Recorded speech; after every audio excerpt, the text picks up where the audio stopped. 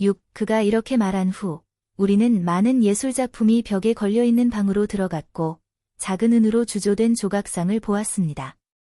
나는 물었습니다. 이것들은 무엇입니까? 그는 말했습니다. 이것들은 혼인사랑에서 나오는 여러 성질, 특성, 즐거움을 나타내는 그림과 형태들입니다. 이것들은 영혼의 일치를 나타내고, 이것들은 마음의 결합을 나타내며, 이것들은 심장의 화합을 나타내고, 그것들은 그들로부터 나오는 즐거움을 나타냅니다. 우리가 그것들을 살펴보던 중 벽에 무지개처럼 보이는 것이 보였고 3가지 색이 있었습니다. 붉은색, 보라색, 파란색, 히아신토, 그리고 하얀색이었습니다. 우리는 붉은색이 파란색으로 넘어가고 하얀색이 짙은 파란색으로 물들여지는 것을 보았으며 이 색이 다시 파란색을 지나 붉은색으로 돌아가면서 불타는 빨간색의 광채처럼 보였음을 알았습니다. 남편은 나에게 말했습니다. 7. 이것들을 이해합니까? 나는 대답했습니다.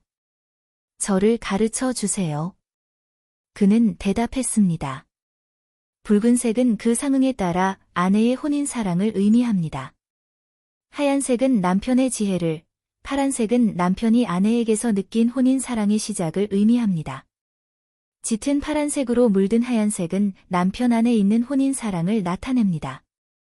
이 색이 파란색을 지나 붉은색으로 돌아가면서 붉은색을 마치 불타는 빨간색처럼 빛나게 만드는 것은 남편의 혼인사랑이 아내에게 돌아가는 것을 나타냅니다. 이러한 것들은 혼인사랑의 상호적, 연속적, 동시적인 결합에 대해 명상할 때 그때 우리는 그 벽에 그려진 무지개를 응시하면서 나타나는 것들입니다. 이에 나는 말했습니다.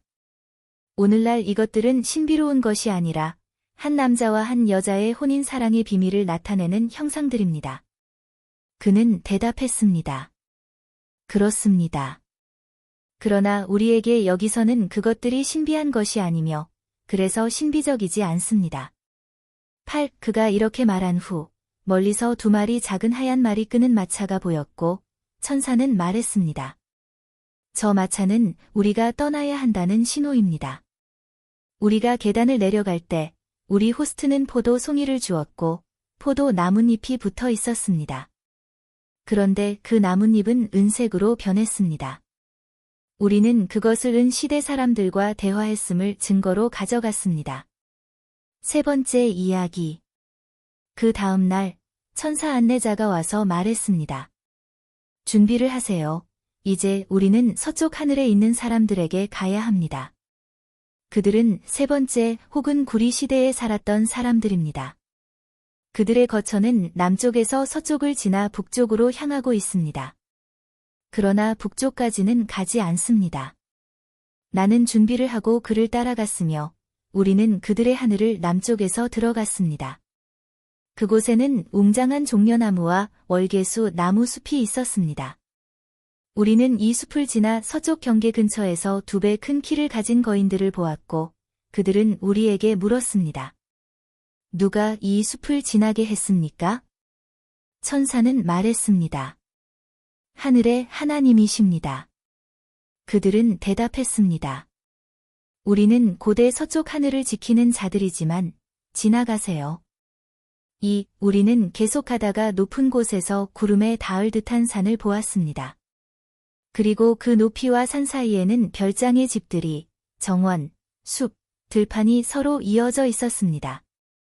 우리는 별장을 지나 산까지 올라갔고 산의 정상에 도달했을 때 그곳은 산의 꼭대기가 아니라 평지였으며 그 위에 넓고 광대한 도시가 있었습니다.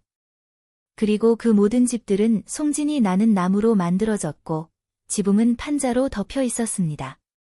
나는 물었습니다. 왜 이곳의 집들은 나무로 만들어졌습니까? 천사는 대답했습니다. 나무는 자연적 선을 의미하며 지구의 3번째 시대 사람들은 그 선에 있었습니다. 구리도 자연적 선을 의미하므로 그들이 살았던 시대는 고대인들에 의해 구리로 명명되었습니다. 여기에는 올리브 나무로 지어진 성스러운 건물들도 있습니다. 그 건물들 가운데는 아시아 사람들에게 주어진 고대의 말씀을 담고 있는 성소가 있으며 그 말씀은 이스라엘의 말씀 이전에 아시아 사람들에게 주어졌습니다. 그 역사적 책들은 여호와의 전쟁이라고 불리고 예언적 책들은 선언들이라고 불립니다. 이 책들은 민수기 21시 14분, 15, 27, 30에서 모세에 의해 언급되었습니다. 이 말씀은 현재 아시아 지역에서는 잃어버렸지만 데타타르에만 보존되고 있습니다. 천사는 그 후 우리가 이 건물 중 하나로 안내했고 우리는 안을 들여다보았으며 그 안의 성소는 가장 빛나는 흰빛으로 가득 차 있었습니다. 천사는 말했습니다. 이 빛은 고대 아시아의 말씀에서 나옵니다. 모든 신성한 진리는 하늘에서 빛납니다. 3. 건물을 나서자 도시에서 2명의 낯선 사람들이 왔다는 소식이 전해졌고 그들이 어디서 왔고 이곳에서 무엇을 하고 있는지 조사해야 한다고 하였습니다. 궁정의 하인이 다가와 우리를 심판자들 앞에 데려갔습니다. 우리가 어디서 왔고 무엇을 하러 왔는지 묻자 우리는 대답했습니다. 우리는 종려나무 숲을 지나왔으며 또한 이곳 하늘을 지키는 거인들의 거처를 지나왔고 그 후에는 별장들이 있는 지역을 지나왔습니다. 이를 통해 우리가 여기 온 것이 우리 자신이 아니라 하늘의 하나님 때문임을 알 수 있을 것입니다. 우리가 이곳에 온 목적은 여러분의 결혼 생활에 대해 알아보기 위함입니다. 그것이 일처제인지 다처제인지 알고자 합니다. 그들은 대답했습니다. 다처제 결혼이 무엇입니까? 그것이 난잡하지 않습니까?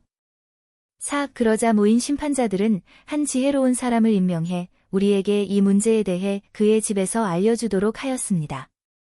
그 사람은 자신의 아내를 옆에 앉히고 우리에게 이렇게 말했습니다. 우리는 고대의 사람들, 즉 진정한 혼인 사랑에 있던 사람들의 후손입니다. 이 사람들은 그 사랑의 미덕과 능력에서 다른 사람들보다 앞서 있었고 지금은 그들의 하늘에서 가장 복된 상태에 있습니다. 우리는 그들의 후손이며 그들은 아버지로서 우리에게 결혼에 관한 생활의 규범들을 주셨습니다. 그 가운데 하나는 결혼에 관한 것입니다. 아들들아, 너희가 하나님과 이웃을 사랑하고 지혜로워져 영원히 행복하게 되기를 원한다면 일처제로 살아야 한다고 권고하노라. 이 규범을 떠나면 모든 천상의 사랑이 너희에게서 떠나고 그와 함께 내적 지혜도 떠나며 너희는 파멸될 것이다. 우리는 이 규범에 순종하였고 그 진리를 인식합니다. 그것은 한 사람만을 사랑하는 사람은 천상적이고 내적인 존재가 되며 한 사람만을 사랑하지 않는 사람은 자연적이고 외적인 존재가 되어 자신과 자기 생각의 상상 외에는 아무것도 사랑하지 않으며 어리석고 미친 존재가 된다는 것입니다. 그래서 우리는 이 하늘에서 모두가 일처제로 살고 있습니다.